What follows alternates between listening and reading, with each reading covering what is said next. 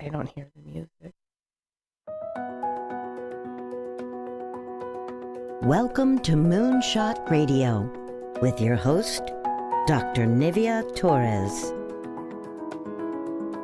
Greetings and welcome to Moonshot Radio, where every moment is an opportunity to learn. I'm your host, Nivea Torres, Executive Director of the Kindergarten Readiness Collaborative, also known as KRC. Our mission is that all children in Indian River County will be ready for kindergarten. We proudly partner with the Moonshot Moment, transforming the next generation in Indian River County by having 90% of all students reading on grade level by the third grade. With me today here in the studio is Jessica Schmidt. Jessica is the Executive Director of Literacy Services of Indian River County. Jessica, welcome. Thank you. Thanks so much for having me. We're very excited to have you here today. I'm excited to be here. Jessica, talk to us a little bit about your role as Executive Director. Great. So it's a newer role. I've been here almost a year, actually, in December. We do one-on-one tutoring in small groups for literacy and ESL students. And as the executive director, I'm oversee our programming with our tutor trainer, Annalie Vieira, and our North County coordinator, Alita Gomez. So they help coordinate all the tutors who are volunteers and all of our students. So we're really, we have about almost 300 students and 190 tutors. So it's a big job, and we're a small but mighty team. And that's quite a reach for the county. Yeah. Jessica, talk to us a little bit about the core mission of literacy services. So our mission is to provide tutoring services to improve the literacy skills of local adults. And our vision is to end generational illiteracy. And when we talk about literacy, that's not only learning to read, it's also learning English. Actually, now most of our students are English as a second language learners, or ESL as we call them. Talk to us a little bit about when you talk about generational literacy. Explain that for us. Yeah, that's why we are proud partners of the Moonshot Moment. We feel that if the parent or caregiver is not able to read at home, then the student won't succeed in school. So we really drive that home with our students that, you know, they need to pass down these things that they're learning with their tutors, how to read English, to be involved with their child's education and help them with their homework. Some parents come to us and they aren't able to do that. And after they learn to read or learn English, they are, and they see the difference it makes in their child's schooling. So you're not necessarily just reaching one person in the family, but you're impacting everybody through the services. Yeah, we're hoping to pass it down generations. I believe any nonprofit should be trying to work themselves out of business. We want to make sure every person in this county can read. And so we are starting with the adults. Other organizations start with the kids, but it all comes together to make sure that everybody can read to succeed. And do you have any statistics, any numbers about adult literacy in Indian River County? Yeah, so about 1 in 5 adults in Indian River County, struggles to read. Wow. And I believe it's about 13% of households speak another language besides English as their primary language at home. I know kind of nationally, about 2 million immigrants come here annually, and about half of those lack the basic education or language proficiency they need. So you can see between those three statistics that there is quite a demand for these services in our community. There's definitely a demand. So how do you recruit students for your program? How do they learn about the services that you provide, Jessica? Yeah, that's a great question. We have right now a waiting list, so we don't actively recruit.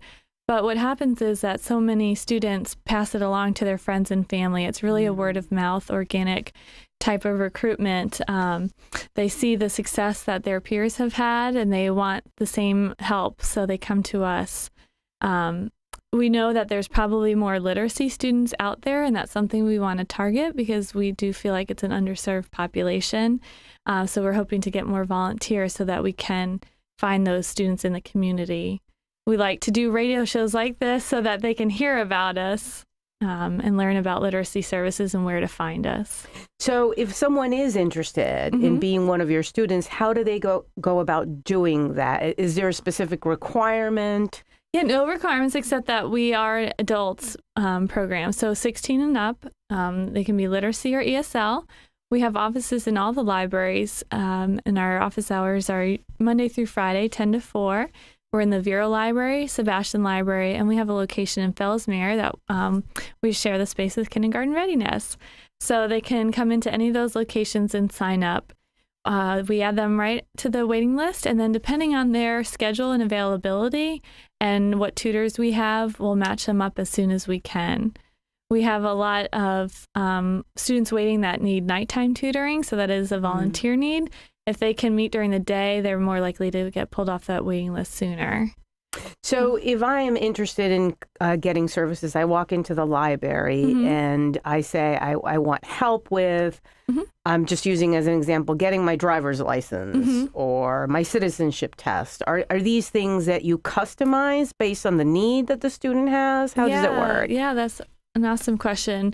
We start everybody in a skill book. We assess their level, but then they all come with their own individual goals. And that could be driver's license or citizenship. So as they're working to improve their skills, we help them with that. And we do have books to work with them on citizenship and driver's license to practice those questions and those vocabulary words to succeed in those goals. So now that we're talking about goals, can you give some specific examples of goals that some of your students have achieved through the program? Yeah, last year, speaking of citizenship, 13 became United States citizens, and that's such a proud moment for the students.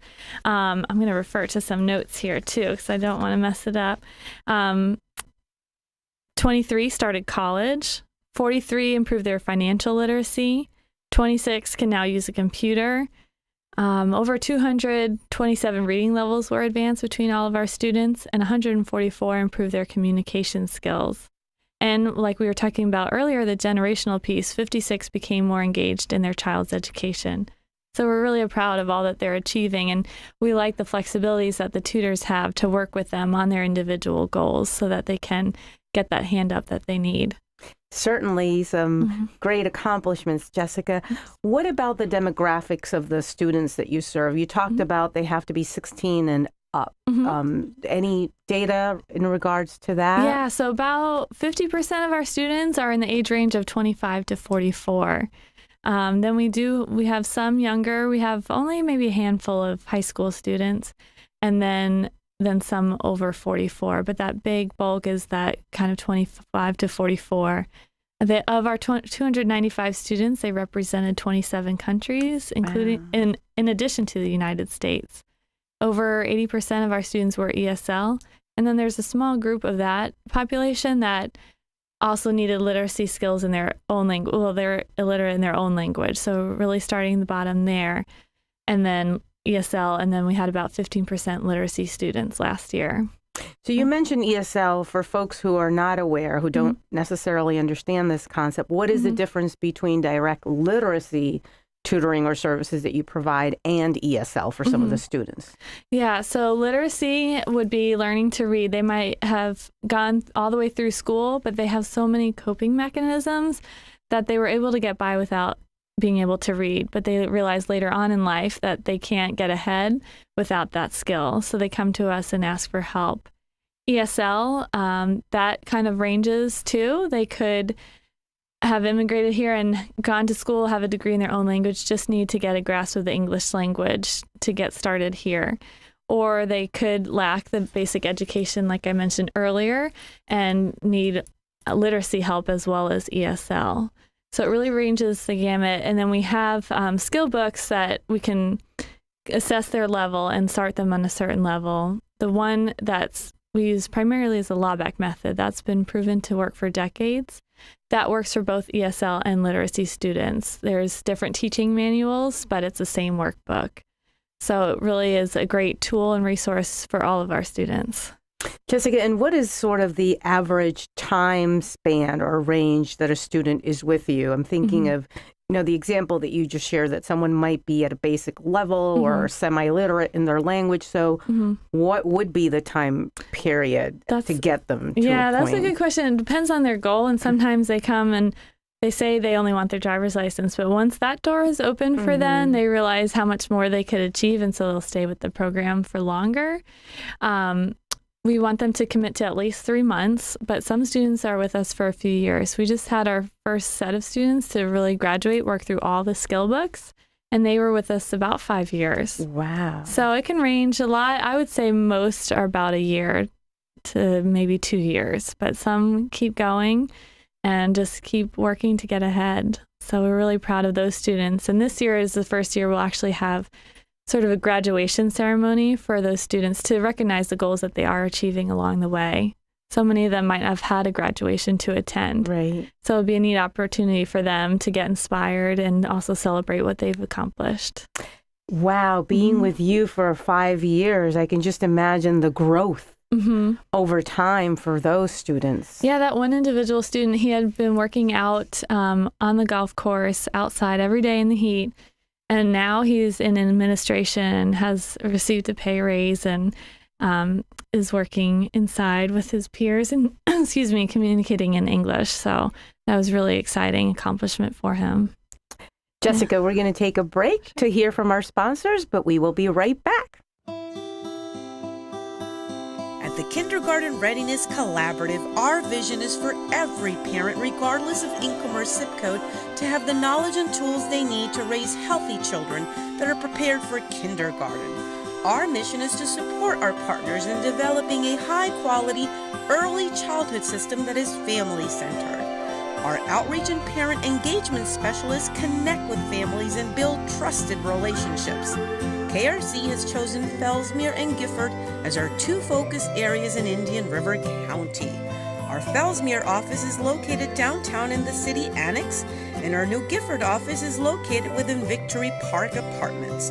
Our administrative offices are now located adjacent to Healthy Start and Treasure Coast Community Health in Vero Beach.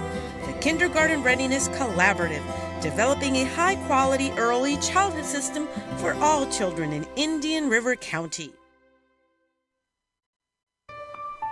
For more than 160 years, PNC has been committed to providing their clients with great service and powerful financial expertise to help them meet their financial goals. The PNC Foundation, which receives its principal funding from the PNC Financial Services Group, actively supports organizations that provide services for the benefit of communities in which it has significant presence. The foundation focuses its philanthropic mission on early childhood education and community and economic development, which includes arts and culture. Through Grow Up Great, its signature cause that began in 2004, PNC has created a bilingual $350 million multi-year initiative to help prepare children from birth to age 5 for success in school and life. For more information, go to pncgrowupgreat.com. Riverside Theater presents Smokey Joe's Cafe, one of Broadway's longest-running hits. Smokey Joe's Cafe is the rockin' revue that'll have your hands clapping and your toes tapping. With classics such as Jailhouse Rock, Stand By Me, Yakety Yak, and more. Smokey Joe's Cafe is a fun-filled night of rock and roll that will have you singing and dancing all the way home. With thanks to presenting sponsor Mel and Linda Teets, Smokey Joe's Cafe plays Riverside Theater October 23rd through November 11th. Get tickets now at riversidetheater.com. The United Way of Indian River County is in search of volunteers for VITA, the Volunteer Income Tax Assistance Program. VITA volunteers do more than just prepare taxes. They play a critical role in ensuring that income-eligible taxpayers receive valuable tax credits without paying any fees. As a volunteer, you'll receive free IRS training and online certification. So if you're computer savvy, enjoy a rewarding challenge, and like to help members of your community, then consider becoming a VITA volunteer for the 2019 tax season. Online training begins in November, and volunteers are asked to commit 4 to 8 hours per week from January through April to a VITA site. To request more information or to sign up, please contact Eve Balance at the United Way of Indian River County by calling 772-567-8900 extension 120. That's 772-567-8900 extension 120. Or visit www.unitedwayirc.org/VITA. Help your community and live united by volunteering today.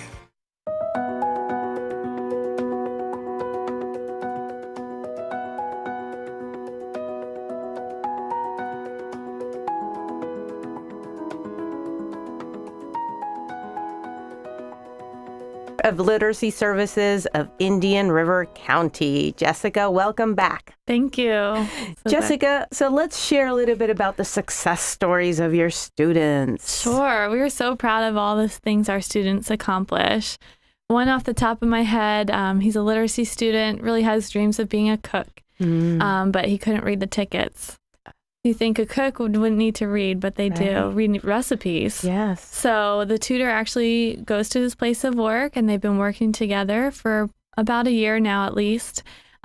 He's able to read. He's advanced to kind of like the level under cook, and he's training for that. But more importantly, he has a student that was struggling in school, and he's able to read with that student. They're learning together, and the student is doing much better in class.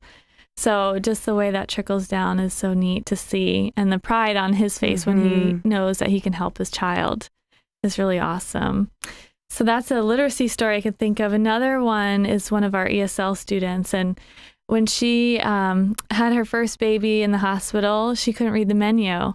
And so she went a couple days without eating because she didn't know how to ask for it. And that's when she realized she needed help. So she reached out. She still works with her tutor, even though her English is beautiful. They're just fine-tuning it, maybe working on some pronunciation or things like that.